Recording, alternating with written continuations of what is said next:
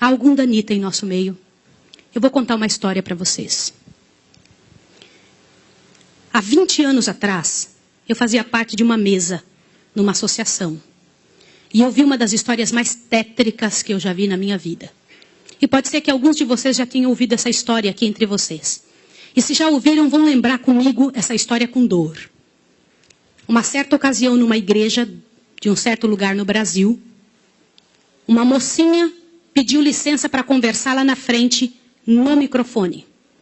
Ela frequentava a igreja há um ano e pouco. E ela pegou o microfone da mão da moça que estava terminando a escola sabatina e falou: eu tenho que contar para vocês um pecado meu. E as pessoas paralisadas olhando ela falar. E ela disse: eu quero contar para vocês. Estava ali na igreja naquela hora, o pastor se arrumando ali, ajeitando alguma coisa. A esposa do pastor com os 2 filhos, mais ali no lado da esquerda, da minha esquerda. E a igreja toda ali junta. Vocês sabem que entre a escola sabatina e culto a igreja fica bem cheia? E ela disse: eu tenho que contar o meu pecado para vocês. E o pecado que eu tenho que contar é que eu sou amante do pastor. Na hora que ela disse isso, a esposa do pastor desmaiou ali na hora. E os filhos correram para acudir. E o pastor veio para ela e falou assim: o que você está falando? Você enlouqueceu? Que isso, menina? Ela falou: eu tinha que contar, eu preciso resolver meu problema. Eu preciso salvar a sua alma. Eu preciso resolver você. Os danitas, eles sempre usam essa: cuidado, eu preciso ajudar. Sempre usam a palavra da ajuda, viu? E naquele momento a igreja toda ficou em alvoroço. Eu não preciso dizer que não houve culto. Não houve culto. Não conseguiram fazer o culto. A esposa do pastor foi levantada dali, foi levada lá para fora. O pastor não sabia o que fazer. Começou a dizer: irmãos, por favor, isso é um grande mal entendido. Ela dizia: não é, meu bem. Eu precisava dizer, eu tenho que salvar você e tenho que salvar mim.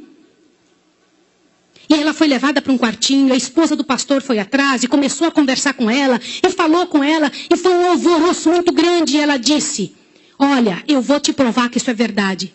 Nós combinamos que ninguém nunca ia saber, foi uma coisa muito bem feita, mas eu preciso te contar. E falou para a esposa do pastor: prestem bem atenção no que eu vou dizer. Falou: só tem uma maneira de você me acreditar, vem aqui. O seu marido tem uma marca na genitália dele. E a marca é assim, assim, assim. E a esposa olhou para ela e acreditou nela na hora. Sabe por quê? Porque aquele pastor nunca tinha tido contato sexual com nenhuma pessoa, só com sua esposa. Eles se casaram virgens. E ela disse: ninguém sabe disso. Como é que essa moça sabe? Consegue imaginar o que é isso? E ela também nunca tinha contado isso para ninguém. E ela pegou a esposa do pastor, passou a acreditar. E ela contou detalhes sobre o corpo do pastor, detalhes sobre ele, até de coisas que ele falava enquanto dormia. Preste atenção. Eu não preciso dizer para vocês que aquele casamento acabou. A igreja todinha daquele pastor entrou num estado de bancarrota que vocês não têm ideia. Uma palavra, como diz Tiago, pode estragar a vida de uma pessoa para sempre. Sabe quantos anos se passou dessa história? Até que eu fiquei sabendo, isso foi há 20 anos atrás que eu fiquei sabendo. Já tinha se passado 20 anos que isso tinha acontecido. Por que eu fiquei sabendo dessa história? Foi numa mesa, numa comissão, numa associação. O presidente um dia nos chamou e disse o seguinte: irmãos, eu preciso da ajuda de vocês e oração por algo. O que foi? Há 20 anos atrás aconteceu a história de um pastor e contou toda a história para nós. Foi numa igreja assim, assim, assim, e nós tiramos a credencial desse pastor. E esse pastor foi para um sítio e ficou sozinho. A esposa dele é casada, tem outros filhos, está vivendo a vida dela. Mas eu fui chamado, olha o presidente nos contando. Eu fui chamado há alguns dias na casa de uma senhora com os cabelos todos brancos morrendo de câncer. E essa mulher morrendo de câncer pediu muito para falar com o pastor. Mas tinha que ser o presidente da igreja adventista. E eu fui até lá porque eu sou o presidente. Quando eu cheguei lá, a mulher me contou que ela tinha sido a moça que tinha falado aquilo do pastor. A amante, a suposta amante do pastor.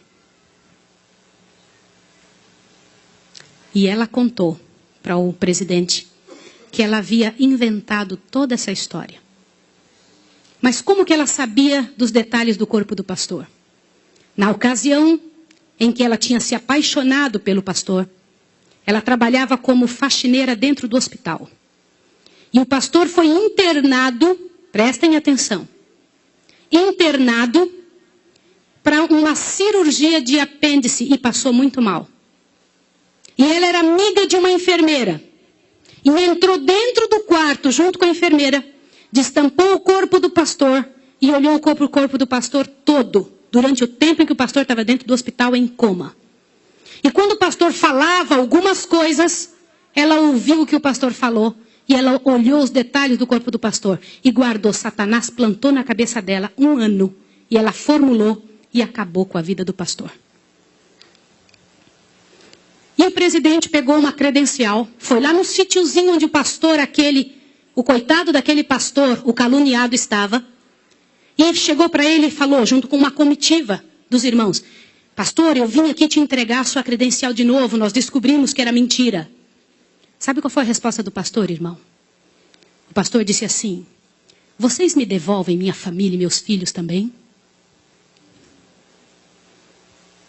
Vocês me devolvem minha reputação? Se vocês não devolverem junto, eu prefiro ficar aqui.